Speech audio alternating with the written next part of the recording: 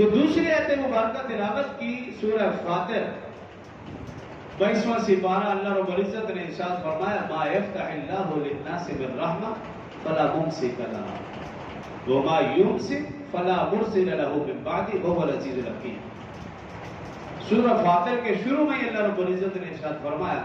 ما یفتح اللہ للناس بالرحمہ،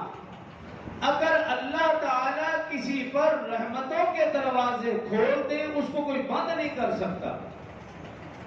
فلا ممسک لہ، اس کو کوئی بند نہیں کر سکتا، وما یمسک، اور اگر اللہ رحمتوں کے دروازے بند کر دیں فلا مرسل لہ من بعدہ، اس کے بعد اس کو کوئی کھول نہیں سکتا، وہو العزیز الحکیم، وہ اللہ غالب اور حکمت والا ہے۔